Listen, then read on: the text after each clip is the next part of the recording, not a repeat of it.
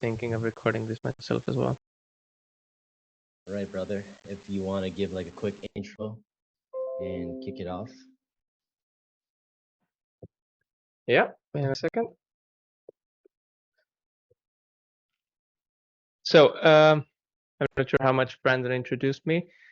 We haven't actually met with Brandon before. We did a few quick DMs, and Yeah. here I am speaking about. I guess the topic for today will be creative strategy, but most of you probably don't know me. So a quick spiel about myself. I actually prepared a small slideshow as well. It's nothing fancy, but it's. I guess I can show you a screenshot of my. Okay, here I am. So today's topic will be creative strategy. It's the most important thing you can do for your cost per acquisition. And my name is Robert. I'm from Estonia, Tallinn, hence the funny family name. But yeah, the core idea here, why you should listen to me is I'm the lead media buyer and creative strategist at a ad agency called Adapted, where we I just launched my Twitter account like a month ago. My old one got suspended, so I'm trying to build it up back to the old numbers. So hence the small amount of followers. If that's an issue, I'm not sure. But yeah, I've been a media buyer for quite a while. We've done tons of videos for various brands.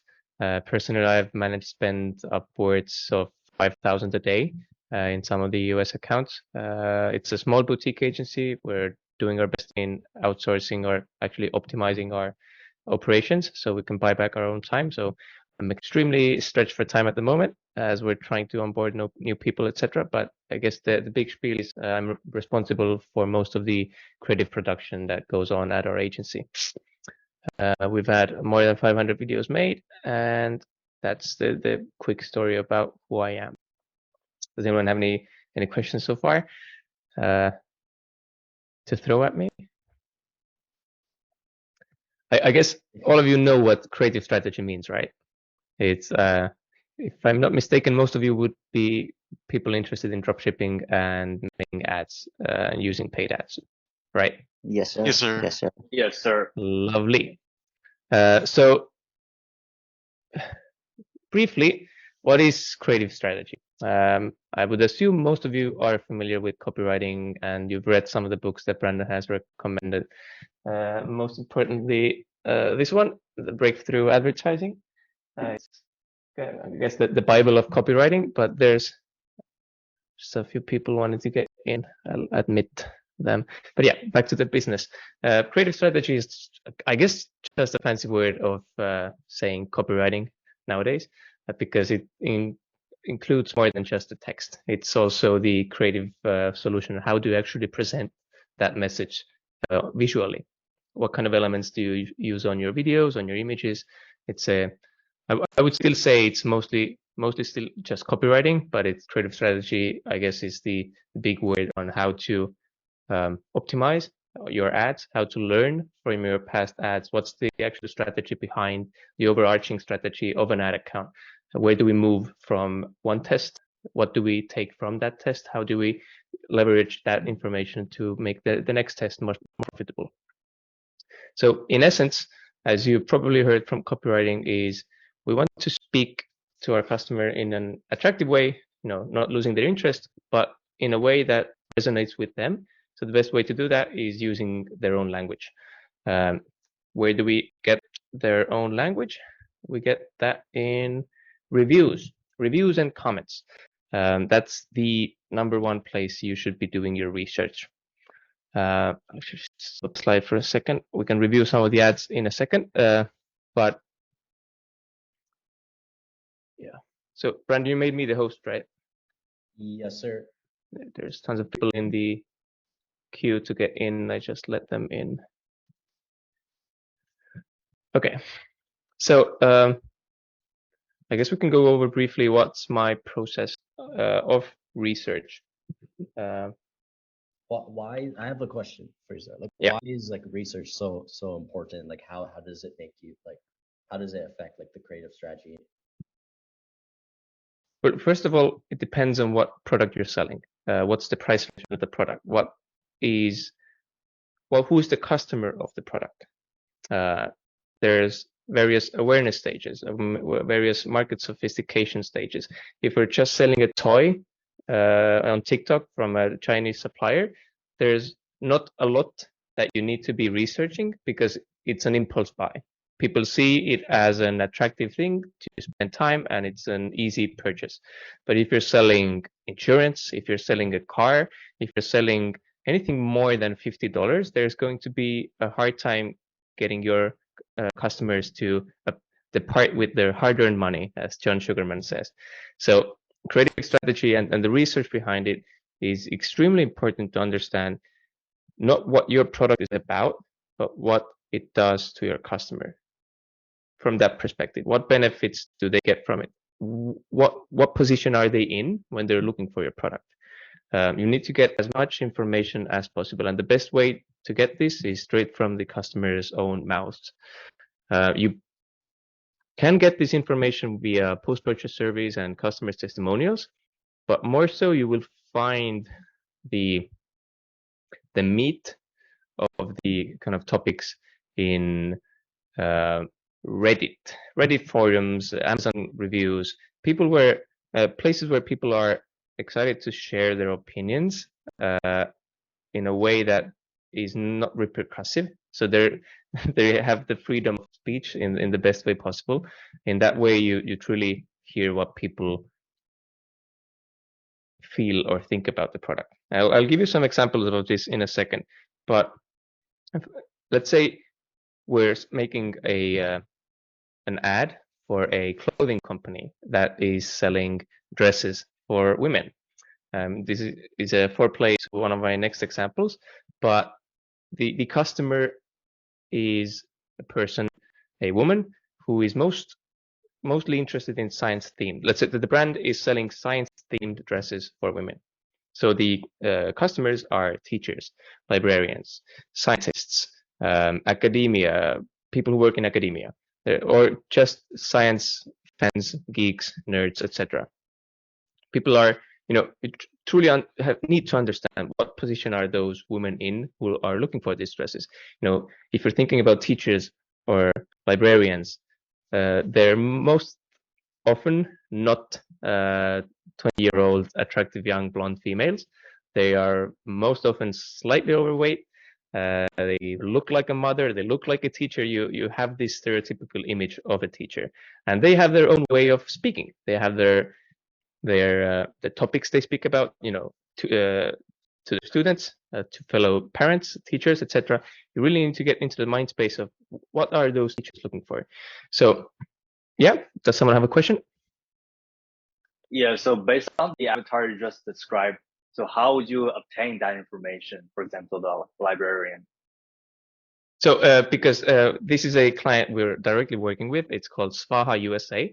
The information is from the brand's own history. They've been live since 2015, and they have tons of comments on Instagram, tons of comments on Facebook, tons of reviews on their own website. So that's the place where we mostly get the data, but it's just speaking to the founder is the most simple way to get the meat of it. But the kind of topic I'm trying to arrive at is, if we want to sell dresses for teachers, there's two ways to speak to them in their own language. We might be a brand that's just selling, hey, we are selling to teachers. Teachers, listen, teachers, calling out the customer. It's a solid way, but it also might be a way that's a bit too salesy.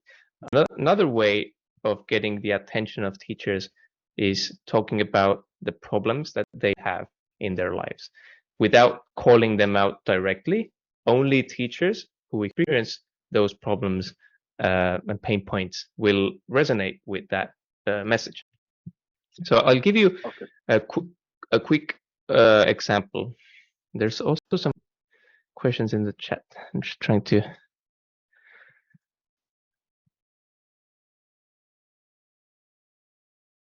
Okay.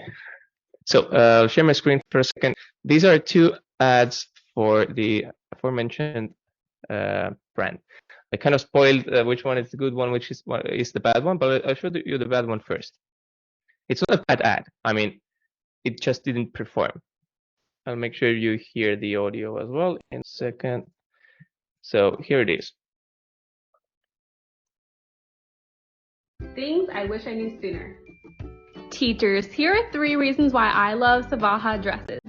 First of all, pockets. Honestly, I don't know how I used to live without them. They have pockets in all their dresses and leggings, and they are so spacious. Fits a water bottle, notebooks, pens, you name it. Secondly, the endless variety of science-themed patterns. From space to engineering, chemistry to arts, they've got everything. Thirdly, I just love wearing them. They don't have any annoying tags or zippers. The dresses are super comfy and fit me really well. I get tons of compliments when I wear these. Plus, they have a 30-day return policy for those times when you need a smaller or bigger size instead. I've never been disappointed in these dresses. I'm sure you're gonna love them too. So, first thoughts, it wasn't a bad ad, right? It spoke to all the kind of benefits and features and things I wish I knew sooner. we want Teachers, here are 3 reasons why I love Savaha. All the reasons why this product and the dress is great. But what was it missing? Does anyone have any clues? Why did this not win? Why did we shut it down early? I'm guessing maybe a direct call out to the avatar and the hook. Maybe. I think maybe the message, like it doesn't resonate with the target audience. Like it just goes right into like the product. Maybe like it just doesn't make sense. Like why would I need this product? First question, calling out the consumer directly. This has worked previously.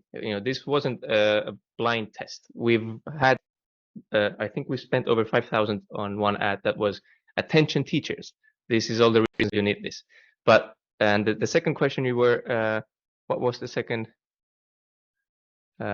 Someone just mentioned. What was the second topic? The messaging. I think. Come again? No, it says Brandon. So Brandon says that you directly went towards the product. You didn't go through like the specific messaging. In the creative. That might be one of the reasons as well. And it's probably targeting a slightly aware audience already. It's calling out the product name directly in the kind of the first 10 seconds of the product, which isn't bad if it's meant as a retargeting ad.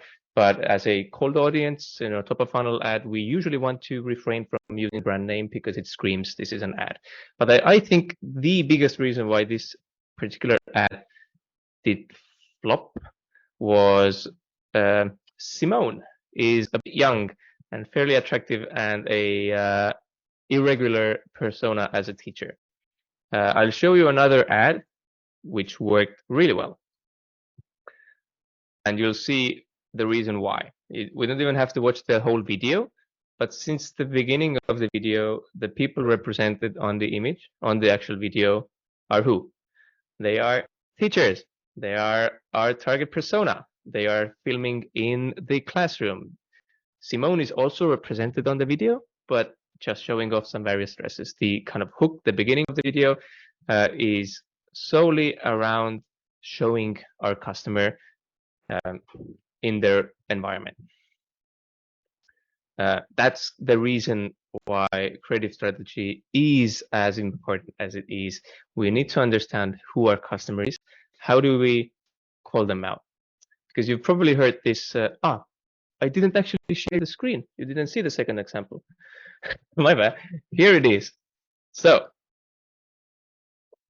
I'll play to you on mute just so I can keep talking. Actually, I'll give it a sound as well. Let's give the fair experience. So this is the second ad. We've spent thousands on this so far. Here we go. I have other dresses that have pockets, but none that are so big that I can carry around a 1,000-page recording novel. It is so comfortable. They are completely tagless. They wash beautifully.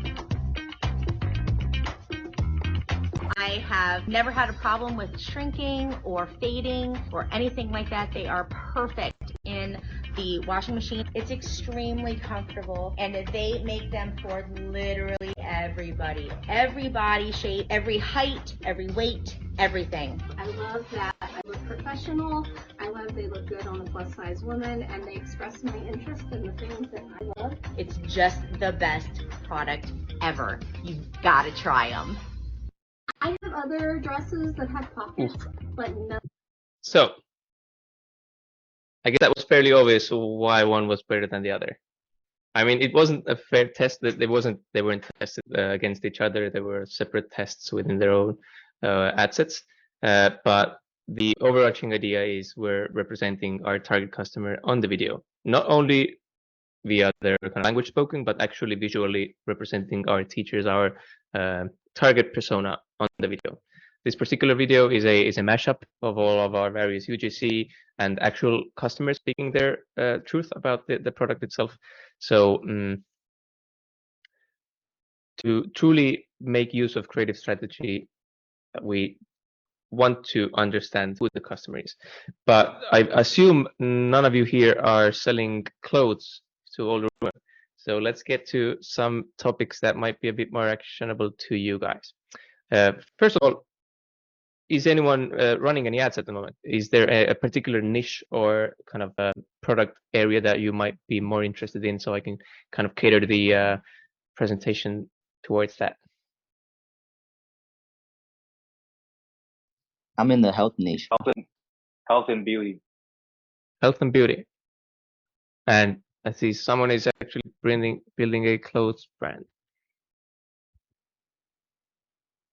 Shoes.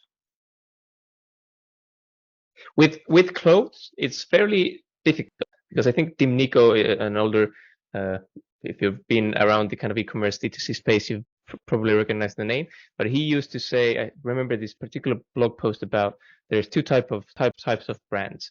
There's brands who are directly solving a problem, and then there are fashion brands. You could argue that every sort of product or brand is out there to resolve someone's pain points or problems, but very often those problems or pain points that those kind of fashion brands solve are very ephemeral. They're kind of hard to pinpoint. They're very tricky to market unless you have experience in clothing. With this particular clothing brand, Svaha, I think it's a very simple clothing brand to market in a sense that it's solving a clear problem. It originally was created because the brand owner couldn't find any pink astronaut shirts for her daughter because she felt that the kind of gender stereotypes in modern clothing is not supporting to women in STEM fields, etc. So she made her own brand selling science-themed clothes for girls, and then it turned out that actually there was a huge need in this for older people, teachers, librarians, etc. So now I think more than 90% of the revenue actually comes from teachers and older people, not their daughters anymore. But as long as you can pinpoint a problem in someone's lives, it's so much easy to get their attention. With fashion, overall, it's quite tricky to do that, unless your fashion items are also directly in some form of a problem solution frame. There are, I think Vessi, the shoe brand, if you've heard of it, is solving a problem of getting your socks wet. These are waterproof shoes.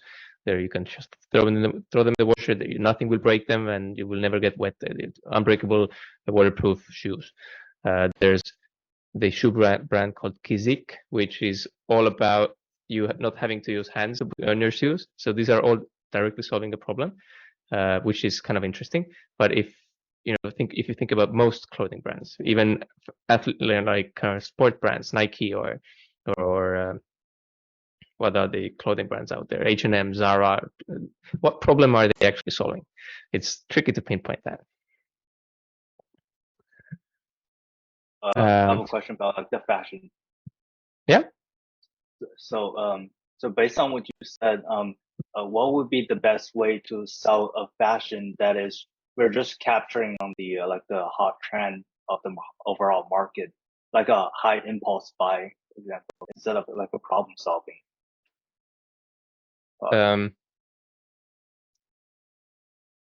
This will come from a place of inexperience because I have not done that. But I can give you the most honest answer I can is what I've heard and read. For a fashion brand that does not directly solve a problem, you have to start building a brand around it.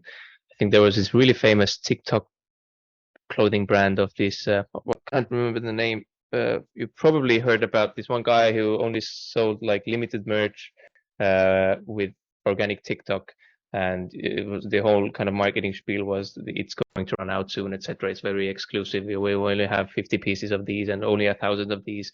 But if we're talking about broadly capturing trends and stuff, I think it's mostly about just demonstrating the piece itself.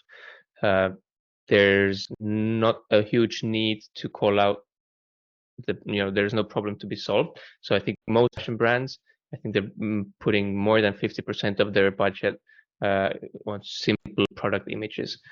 Simple, shoes on a white background, dresses on a model. You're just showing the actual product in use because that's the thing people are buying. They're not buying a transformation or a solution. They're not buying the hole that the shovel makes. They're just buying something that looks good. So present it in a way that makes it look the best. Makes it look the best. Did that kind of answer your question? Awesome. Yes, sir. Very clear. Did you have another one? No, that's all for now. Okay. So I'm seeing some brands here in the comments. Clothes, beauty, pet, shoes, technology, MMA focused. What's the MMA focused? It's the same clothing brand, right? Yeah, I know what MMA means. Okay. Yeah, that TikTok brand was definitely Trico. Thanks, Mason, for calling that out. I'll give you another example of creative strategy of two ads. One flopped, one got thousands of ad spend towards it. Did we cover Svaha's ad properly? I think we did. So here is another bunch of ads. This time I did not spoil which is the good one, which is the bad one. I think I'll have to remember myself, but let's watch this one first. So this is an ad about, if you live in the States, you might have actually seen these on TV, but this is an ad about a grill bot. Raise your hands if you've ever heard of this product called the grill bot. No one? That's interesting. No, Never heard of it. Yeah. Really? Never heard of it. Okay. Okay. I'll share one of the first video. Let's watch it whole, and then I'll share another one. I'll give you the audio as well.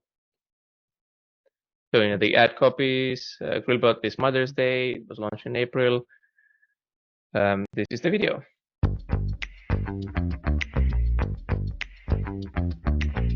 Robot automatic grill cleaning robot. This thing is remarkable. I love a good cookout on the grill, but I hate cleaning the grill. It's easy to use and works on a hot or cold grill. Simply place the grill bot on the grill, press the button, and you're done. No more scrubbing, no more grill dirty work. Check this thing out. It has replaceable wire brushes that pop right off and can go in the dishwasher. The grill bot is rechargeable, which is good because it has 3 high-power electric motors. On top of it being a powerhouse, it is a smart powerhouse. The robot is driven by a sophisticated CPU chip that controls the movement, speed, and direction of the brushes. And as if that's not enough of being an overachieving robot, there's an LCD alarm with a timer. So it basically talks to you and tells you when it's done. If you're looking for that perfect gift for someone who always seems to have everything, the Grillbot automatic grill cleaning robot is the perfect solution. Let's watch the second ad straight away, and then we can do votes in the comment section which ad was the winner. So this is the second one. Now, just for context, the first one was for Mother's Day. This one is for Father's Day. This was launched in May, and here is the actual ad. The GrillBot is the world's first and only automatic grill cleaner. Simply turn it on, set the timer, and let your GrillBot do the cleaning for you. The onboard computer chip creates a randomized pattern with each of the 3 brushes, ensuring full coverage of your grill, deep cleaning every corner on all types of grills, from gas to charcoal to infrared. Try the GrillBot risk-free for 60 days with our no questions asked satisfaction guarantee. The GrillBot. So first thing to note, one was a UGC type video, and the other one was a old school TV style ad.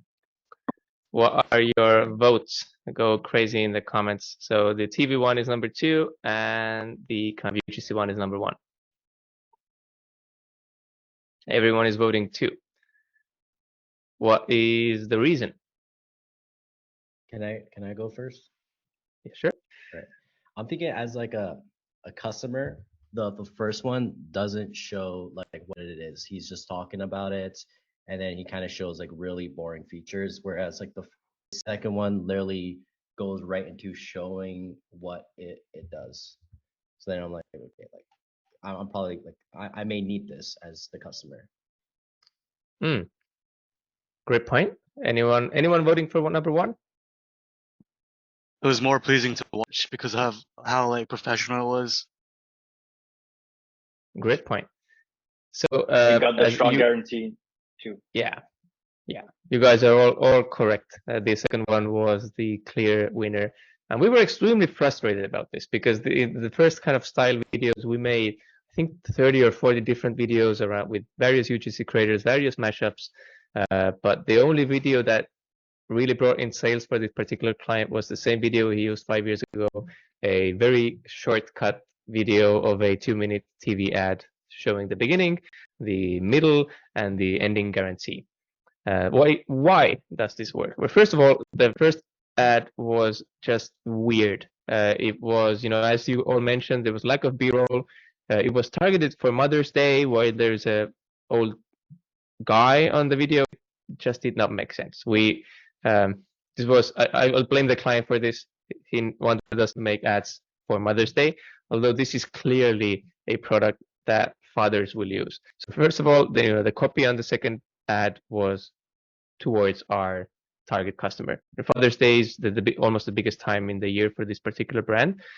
Secondly, if we think about these sort of products, it would be difficult for me to think that anyone under 30 will actually buy something like this.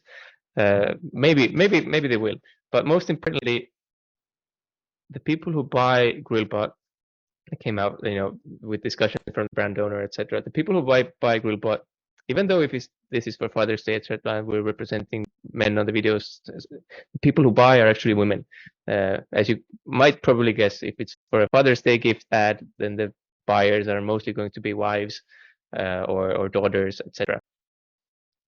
So the second video, as you all mentioned, it shows the product in use. It's a better ad. It's a well-scripted voiceover by a professional actor. There's just so much things going good for this particular one.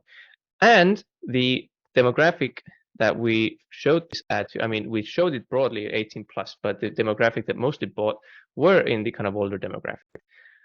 Plus, there's another reason why this worked. I think the client spent 6 figures and plus on TV ads this year alone, since like mid-April all the way until the end of June. So it was almost the same video that was shown on TV, but just a shorter version of it. So it's just the kind of familiarity effect. But yeah, we did end up getting some UGC videos converting as well, because we at the peak of this, we were spending around 3,000 a day. And this product is not cheap. It's like $129 and $140 for the bundle with a case. So it was an interesting lesson for myself, at least. Even if UGC videos are all the craze around the D2C space, we cannot ignore data. And we see that if we see that this particular video is doing really great, we just have to spend on it. And the client was quite frustrated because none of the new content we made ended up being as great as this was. Some of them did really well as a kind of second touch point, etc. But this particular video ended up bringing in most of the cash. We had some happy accidents with some variations of the same video with some UGC hooks, but then going into the high quality product demonstration stuff as well. And in the end, I think at the very end in Father's Day, we also managed to sell some UGC videos using UGC videos. But in that case, we used like a direct gift angle. So it was the video started off as a POV of a woman gifting this to her husband. So from the get-go, you understand that this is a giftable product targeted to men. Now, why is this all important? How many of you guys are actually running any Facebook ads? And how many of you guys know anything about targeting with Facebook ads? Ads do the targeting. Ads do the targeting. How come? Just my theory is like how the algo works, right? If it's gonna show like a pocket of people and then certain people, the hook qualifies, and then now it's like we want to show this to the right people, right? That will lean to more words, more what the objective. So there's a lot of theories out there. There's a lot of ideas why it works. I think Charlie Disruptor is someone who said that every ad is essentially like its own website with its own lookalike audiences, with its own engagement rate, with its own click-through rate and estimated action rate. Each ad asset is a unit of its own, which with all of its soft metrics attached to it. Facebook sees this. Facebook sees which profiles, which demographics stick to watch that video. And if we're calling out dog owners in the first 2 seconds, if we're calling out teachers in the first 2 seconds, with enough data, Facebook will see that this type of video really resonates with these type of people. We don't even actually have to make lookalike audiences because Facebook will cater the video to people who look like those people who are looking the video. It's like a snowball effect. So this has some really powerful use cases and also some caveats. So if you're selling, let's say, a supplement product or something that's mostly directed towards older people, older women, and you use a really young looking model on the video, maybe it's, the hook rate might be good, the hold rate might be good, maybe she's showing some cleavage, maybe it's interesting for older men to watch. All the soft metrics seem to be nice, but the sales are not there because it's attracting the wrong people. Facebook is not only looking at the video and how the kind of metrics look, but it's actually using its own AI metadata analysis. So some Facebook bots are actually looking at the images and the videos that we upload and trying to decipher what product is it about and who's represented on the video. If it sees that there's a woman in the first few frames, we will see in the data that this video will be shown more to women. If it's a man, it will be shown more to men, etc. So use this to your advantage and also try to see whenever this becomes a weakness. Some key points to remember with this is if you're targeting a certain persona, use that persona in your video. But also, if you're targeting people interested in a subject, let's say dog owners or teachers even, then try to use these words in the primary ad copy itself. We've seen this time and time again. If the ad copy is almost solely about the kind of benefits and the positive experiences, and it's not actually speaking about the topic or the kind of product description, then Facebook will also not understand what the product is about. So if you're selling candles, use the word candle in your primary copy or your headline. It will give Facebook a lot more data and a cleaner input as to who to serve this ad to. So that's the reason we don't want to hinder Facebook with interest targeting or lookalike audiences or really restrictive custom audiences, etc. There's still a place for those, but in essence, we want to give Facebook space and room for the creative to do its own targeting. I think based on the very silent audience, I assume most of you knew this already because Brandon has clearly taught you this. So I might have just wasted a few minutes of your lives. No, some of the stuff you say was actually good, bro. Like really good. I'm actually gonna put the little the creative audience. I mean like I'm gonna make sure I launch new ads, and I'm gonna make sure I include my target audience in that video in my visuals. So that's something I learned. And you might not always have to use the target customer itself. It could also be the product or the problem. You know, if you're selling, I think there's tons of brands selling dog mats. You know, for your dogs to dry their paws before entering your house and spreading mud everywhere. If you open your video with a dog, you know, making a mess, it's clearly directed to people interested or having experience with dogs. So always remember to keep it simple in a sense that don't overcomplicate the beginning of the video or the messaging in the primary copy, etc. There's still some merit into kind of keywords and words to highlight in your primary copy, because this is all used by Facebook in targeting your ad to the correct audiences. This also sometimes bites back in a sense that you might with certain videos or certain kind of wordings you're put into a hole. It's difficult to describe this, but with some videos it just gets put in towards a really wrong audience. Let's just check what else did they have for you guys. Oh, so some tips and tricks on how to leverage all this. First off, if you have Twitter, go on Twitter and follow a few people. I actually made a list just to share you guys. But I'm sure you've all seen this magnificent queen, Social Savannah. Go follow her on Twitter. She's showing incredible UGC examples and sharing tons of hook ideas. This is my of ad styles that are currently working. She's just kind of an inspo board of everything you want to see on Twitter. Secondly, some other cool guys is Andrzej Markovic. I think I'll most importantly put this into some notes and send you afterwards. But this is a bloke who's been going hard for a few years as well. He shares some really insightful topics very often. Not rarely, not a lot recently though, but you should follow him. He's doing videos for Disco, iSticks, and Kizik. He shares a lot of very interesting stuff. Also, if you have YouTube, then make sure to keep an eye on this bloke, Alex Cooper, the founder and owner of adcrate.co. They also make tons of really brilliant ad videos. I think one of their best brands. They also have an in-house brand called The Perfect Jean. Now, this is another example of a fashion brand that's curated towards a particular problem of jeans not being stretchy enough. But I think they're still running the same video. If you've not seen this, I'll just have to show it to you. Wait, what? If you're so that just speaks, it's so well.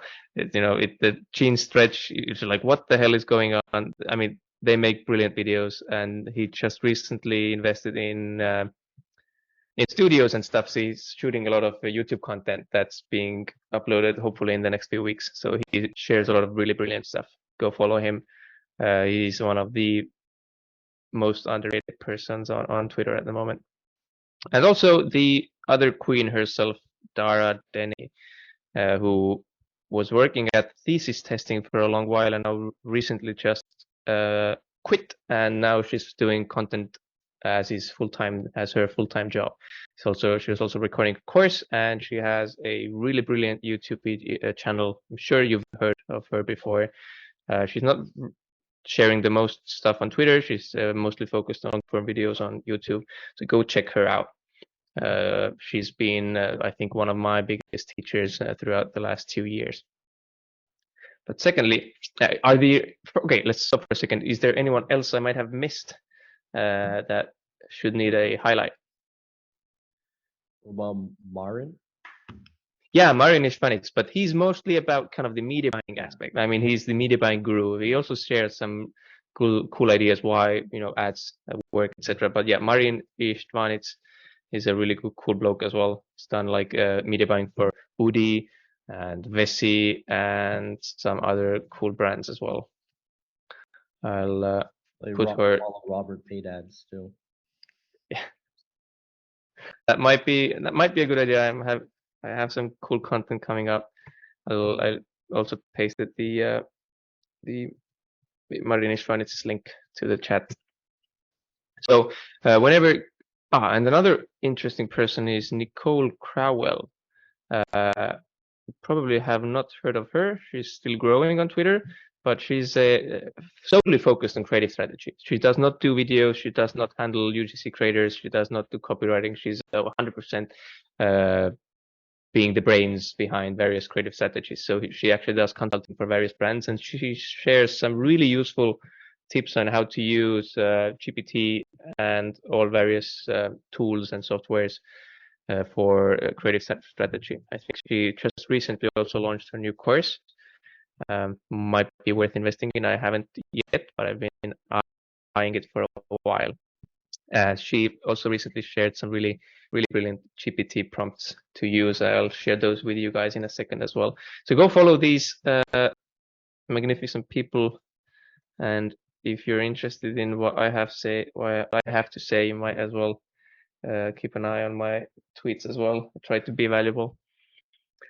Next up, there's people you can learn from, there's books you can learn from, but I'll give you something better, some brands to work on.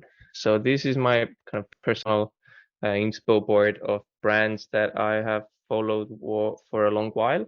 I think some have been here for so long that they've actually changed a lot throughout the years, such as Snow Teeth Whitening and Dollar Shave Club and Lumin and stuff. Those were kind of the OGs of the TTC space, and they've changed really a lot. I think Lumin might be on fire at the moment. They have this really weird yellow branding, and their ads are nothing that they used to be. But some of my recent favorites, I would say, is definitely Pros. If you've not heard of them, they make shampoo that stops your hair from falling out. They have tons of really nice UGC ad examples, especially using also older women and showing actual gray hair in the videos. Recently started to use some male actors in their videos as well. Another really brilliant one is the Perfect Jean I mentioned, another fashion brand. We'll recover this, and True Classic. I think this is one of the most epic brands to follow at this point in time. I actually heard about there was a podcast, I can't remember where, but I think the co-founder of True Classic was giving us a small talk about how they do everything. Can't even remember what the podcast was about, but this brand is huge. I really suggest you going deep with some of the videos. But the question is even not so much on what brands to follow, but what do you do with those actual videos you find? Well, first of all, if you use Ad Library, scroll all the way to the bottom to see some of the ads that have been running for an old while. I'm sure you've heard of this hack before. Secondly, if you have foreplay, save those ads somewhere so you can use them and collect them into various boards. Let's see what we have here. One of my recent favorites is a brand called Under Outfit. I got this. They have tons of videos with UGC mashups, while also incorporating a lot of high quality studio shoots. So this is another way to stand out. This is a bit more expensive way to produce ads, but essentially you use a voiceover from a UGC video, but you show tons of B-roll of various other UGC people, but also really high quality studio shots of the product in use. This way, you're getting the best of both worlds. You're getting the raw, transparent, not ad-looking video, while also getting the best visual representation of your product in use via high-quality videos and maybe even images used in the video. So those are some of the brands I've been eyeing for a while. But the true question now is, what do you do with these ads? if you're anyone who's ever practiced anything. I myself is actually a recovering professional musician. I still have concerts around 3 or 4 times a week.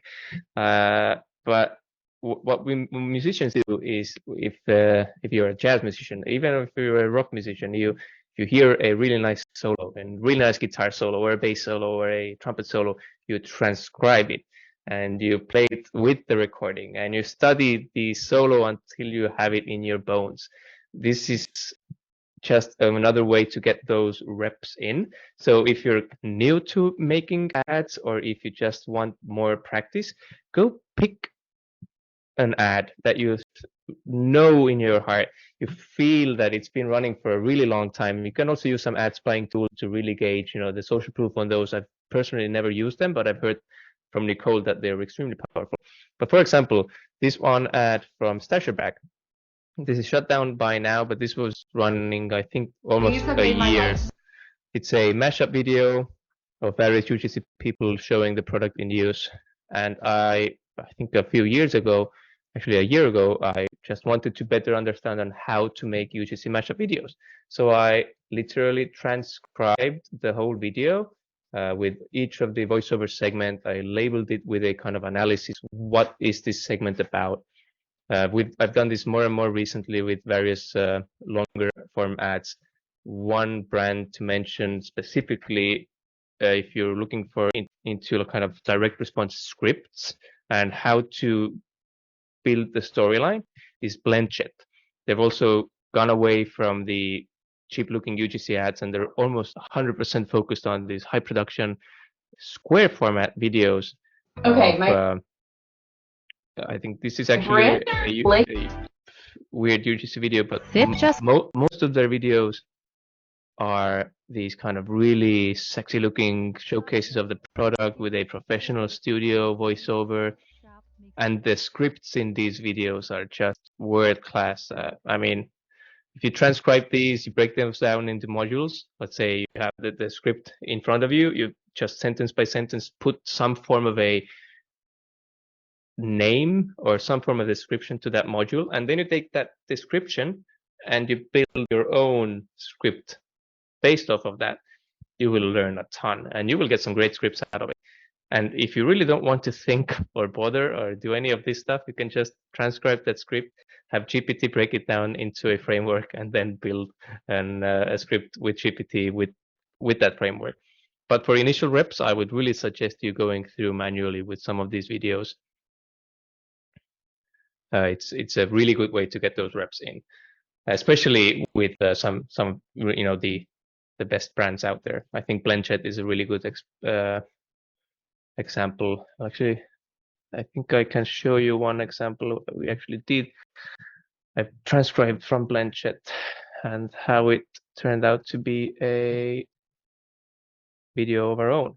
It's kind of a messy file, but I'm a messy person. So here was the actual transcription of a video from Blyuss. I tried to break it down into segments. So, it's a hook.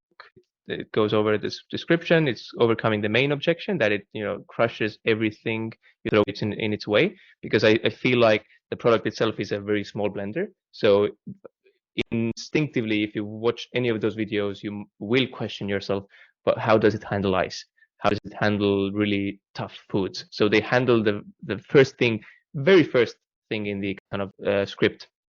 Then there's a long spiel of, imagine yourself here and there, dropping, kind of really selling the benefit of the product, just demonstration after demonstration, showing the core function, showing various things you can do with it. And then it starts answering questions.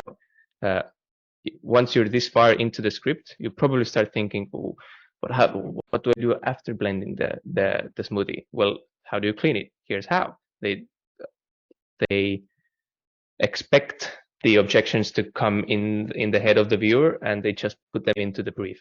I think this is something that Joe Sugarman, another brilliant book I recommend you guys reading, is the Copywriter's Handbook.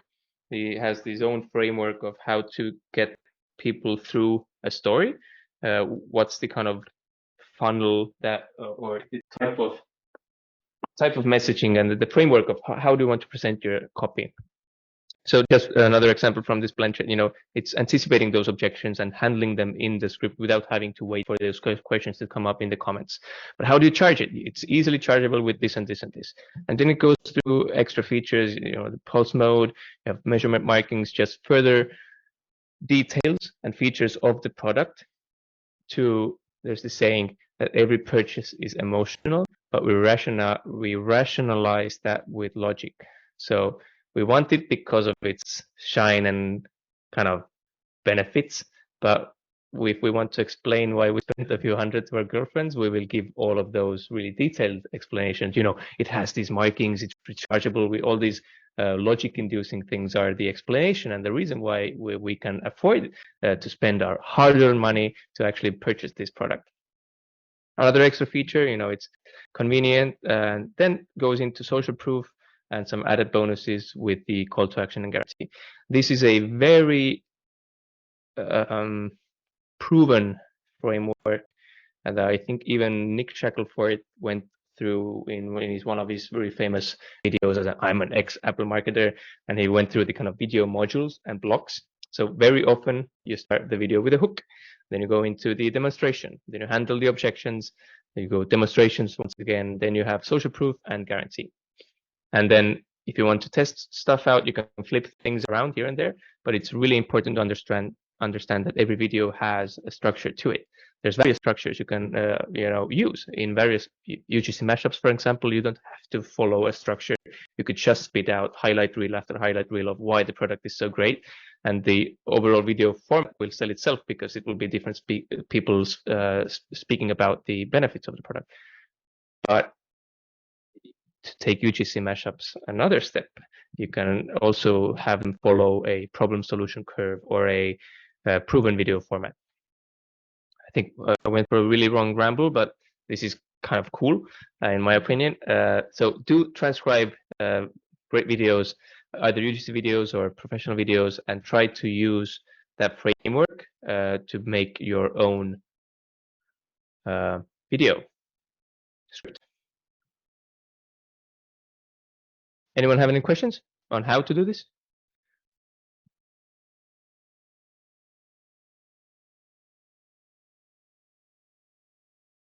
I see Brandon has a question.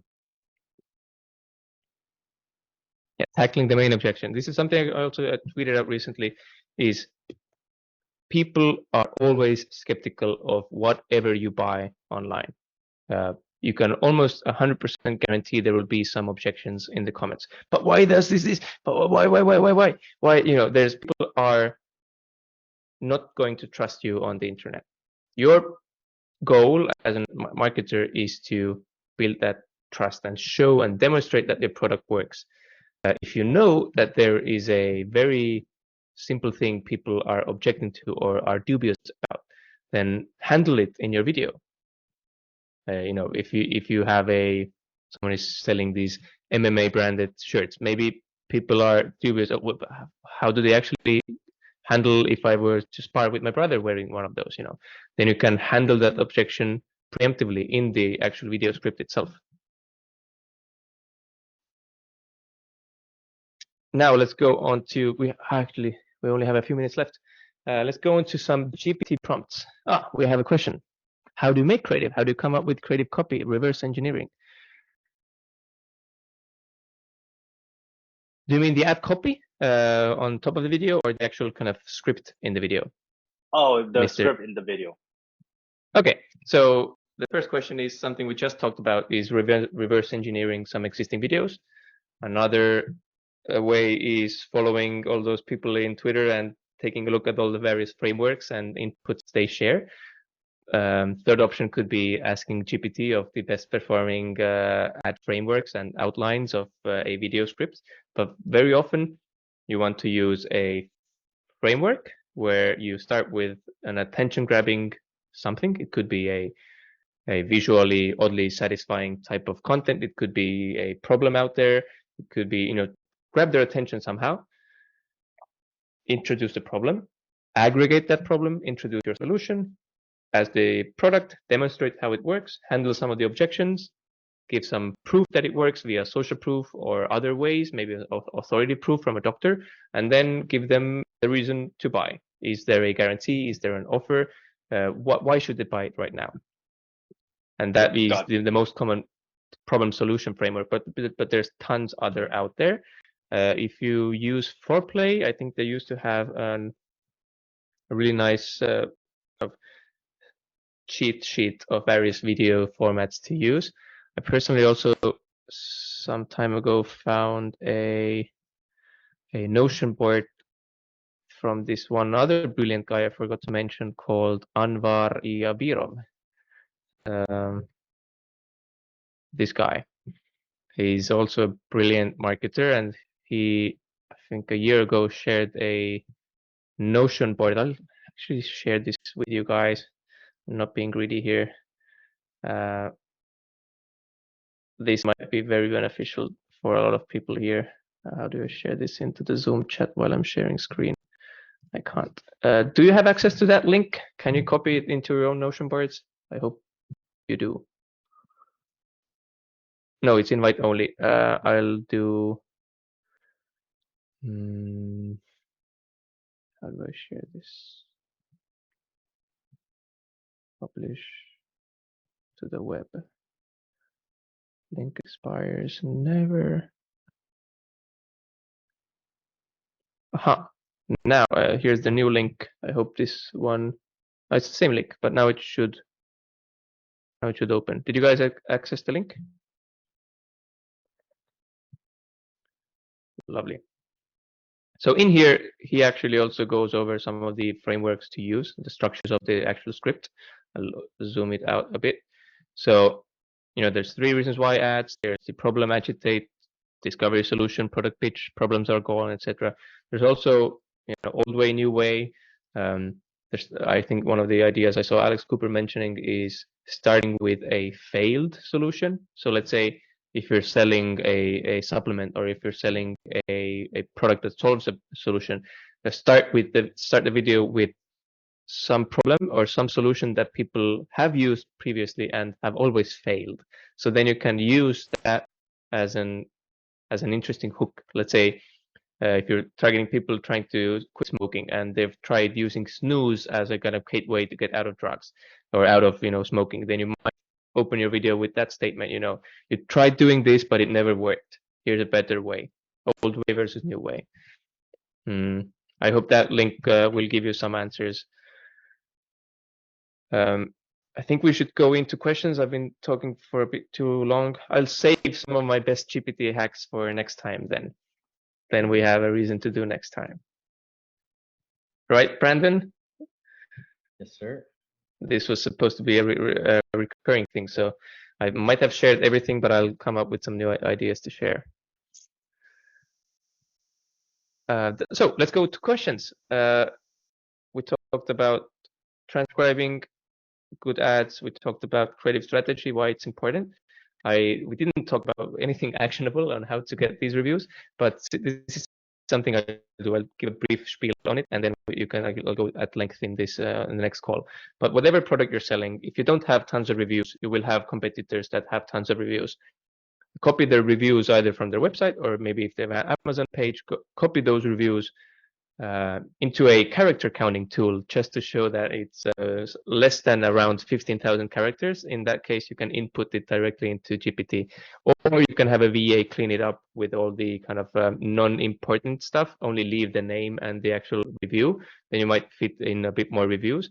Paste all that into GPT with a question on what are the problems, what are the benefits, what are the these and that in the kind of brief. I'll share you another Notion board. I do have to give credit to all these people who made these boards, Alex Cooper and Anvar Iabirov. But there's a AI working Notion board from Alex Cooper as well,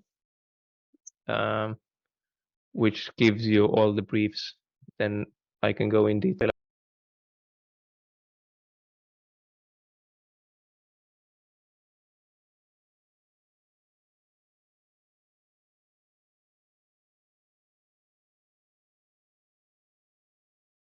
Another one. This is from, I mean, this is nothing I've paid for. This is something that they've shared publicly on their Twitter. So I'm just sharing the word. Go follow those guys and like their comment as well. But this AI prompt list from Alex Cooper is extremely beneficial. There are some really cool ideas. It really makes the whole research process a lot faster, because this way you're not assuming what your product does, but you're actually basing that analysis from the actual comments and reviews that people have left under your ads and products. And then one of my favorite things to do with those reviews is asking GPT for, let's say, once you've done your analysis, ask GPT this. Based on the above reviews, could you give me direct quotes from the customers about this problem, about this solution, about this benefit, about this transformation, whatever kind of angle you're targeting, but ask for direct quotes from your customers. This way, you don't have to come up with any cliche ad copy. You can use snippets of people's own words in your review section, in your primary ad copy, or maybe in your own video scripts, etc. Did I send the other link? No, sir. Aha. How about now? Ah, it's a direct link to Fihua. I'll send it to everyone. Sorry, my bad. Somehow got into DMs of Fihua. So yeah, go crazy with the AI prompts with GPT. We'll go deep into this next time. I'll show all my best practices. I've also shared some of those on my Twitter, so you might get an early start if you go through those. Let's do a quick question and answer round. Unless someone is really straddled for time, I have a few more minutes. Go ahead, Nisal. Yep, I got a couple questions. I'll just start from what you talked about at the start. Why did you show the specific persona in an ad? Is it so that the person watching can relate and then like envision themselves using the product, or like what's the psychology behind doing that? It's both. It's showing your customer that other people like them are using your product. So it's social proof via just simple demonstration. But it's also what we discussed previously is actually using it to the benefit of the algorithm on Facebook ads. Is that if you're using older women, if you're using younger women, if you're using a target persona on your video, Facebook will show that video to your target persona. Simple as that. Okay, that makes sense. Yep. Also in the first, comparison one with the teachers, I think the second video didn't actually mention the word teachers, it just showed it. So could you also do the same thing like visually? Like you don't have to actually say the words, but it's kind of what exactly. That was what I was showing. Yeah, I was also referring to that. That you don't always have to call out the persona directly, as long as you're speaking about the topics that interest that people. That way, you will really get to those your target personas. Okay, and also you mentioned objections. Let's say you have a video and people are objecting in the comment section. Would you make a new video with the objections? Still top of funnel, same ad, but you would target those. You would talk about those objections, or would you like create separate content retargeting the people talking about the objections? Like, how would you, like, at what point would you handle those objections? And so it matters what the objection is about. Like if you're objectively selling a crap product and the comments on the video is that this is a scam, this is a crap product, then there really is not a good way out of it. But some other examples of objections in the comments, we recently just released a video for another brand that showed the product in use while never actually showing the product in use. So we were talking everything about the product. We actually never showed how it worked, and I just completely missed it. But it's the best performing video at the moment, simply because everyone in the comment section is asking, how does it work? So people are going to the website, they're figuring out how it works, and they end up buying. And also the engagement on the actual ad is lowering the CPM and helping Facebook put it towards more people, etc. So sometimes the objections might be beneficial to you, but to your question, how do you handle those? if it's not detrimental to the actual ad asset itself, if it's not kind of diminishing the value of the ad, you might as well just respond to that objection or question in the comment sections. You know, hey Brian, thanks for asking this. This is actually how yada yada yada. You explain everything behind your product. If this is something that comes up very often, then you might try an ad responding to that objection from the get-go, maybe using a TikTok reply hook with that kind of comment there, and then answering that question. Do you have any specific examples? Let's say they're saying, let's say you have a product, maybe the waterproof shoes, right? And they're like, why can't I just use plastic bags around my shoes or something? Like, what if they say, why can't I do something else? So they're offering like a cheaper, better alternative. Yeah. Or like, yeah, they don't understand why they should buy this because they could potentially do something else. I think there's another brand I would want you guys to keep an eye on is Leaf Shave. Is a longtime customer of Social Savannah. They also had a podcast with Dara Denny, Social Savannah, and the founder of Leaf Shave, and they did a really long discussion about how to do TikTok videos, how to talk to your customer base, and most of the viral videos of Leaf Shave on TikTok and also the ads that they actually run on Meta platforms and TikTok is usually responding to a comment. Why is it so expensive? Why not just use a regular shaver? Why not do this? And then the founder goes into detail on every important aspect of why it costs $149. You know, it's medical grade aluminum. You go into all of the reasons why your product is good as it is. For example, if we take Vessi as an example, you know, why not just use plastic bags? You can use that as a hook in your video because most people are not stupid. They will understand that your product works, and unless the kind of alternative isn't objectively better, which is very very rarely is because people in comment sections are a bit soft in the head. But if you respond to that really aggressive comment, that usually is drama in its own, and that is attention worthy, and people will want to see your response to that comment, and that is the perfect arrangement for a brilliant ad or a organic piece of content. So I would use that to your advantage and respond to those objections via TikTok reply bubble hook.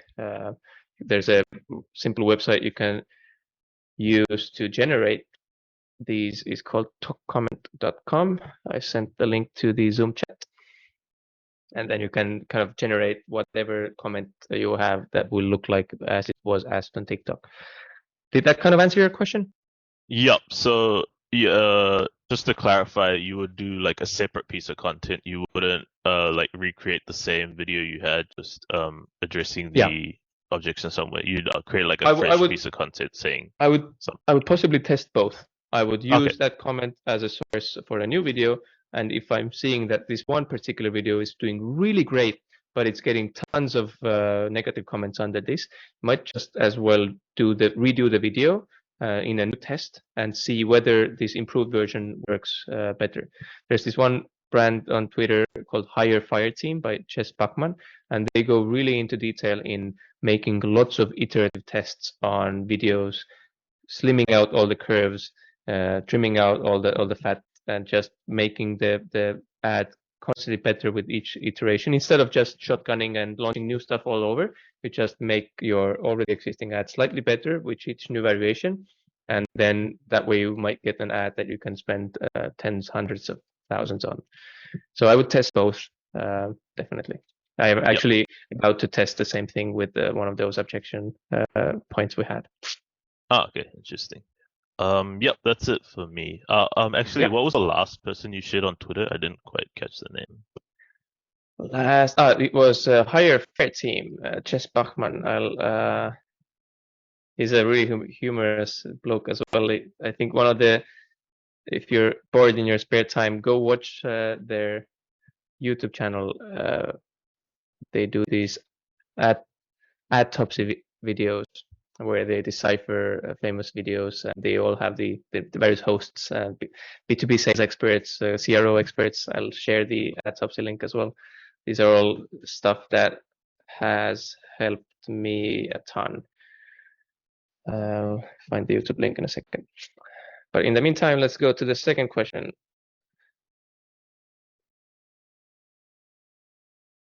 Anyone with questions?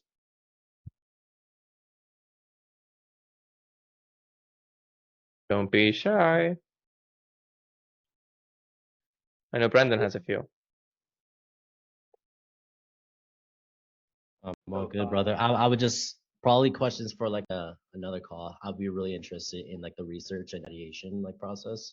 I feel like that's like that's a huge thing. Let's go in deep with that next time. I was trying to do a broad overview, then we can go really deep into those. Awesome, bro. This is like, I think I speak on behalf of everyone when like this was extremely valuable. It's a pleasure. I've been helpful. So the link I just shared is a Firefight Team's show on. I think some of the newer videos from like 3 months ago are all various re-edits of highlights from various older ATOPS videos, but these were all like 1 hour long live streams of all the notable D2C ad people from Twitter discussing various ads here and there. It's a really beneficial watch if you have an hour. Go watch some of the CRO editions or anti-targeting or Pizzanomics. It's just interesting seeing industry experts having fun. I believe Zed has a question, and then we'll probably end the call there, and then I'll reach out to you. I think. Yeah. So my question is, I just want to learn about your process of let's say you work with a client that like just starting out with a niche you're not familiar with. Like, what would be the process to like understand the product they want to, like the custom avatar, the niche, and like how would you go through this process before? So just to understand the question, I will reframe it to you. Let me know if I got the question correctly. So if you have no particular experience in this field for a new client, how do you accustom yourself with the necessary knowledge?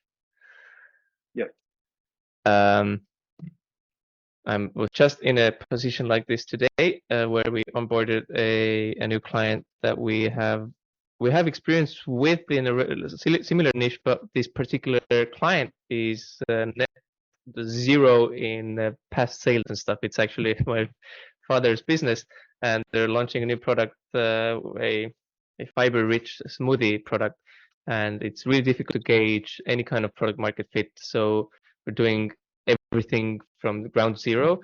It's a different process, but if you're asking about how to do research for an area you're not familiar with, there's no way around it. You have to read and study the topic.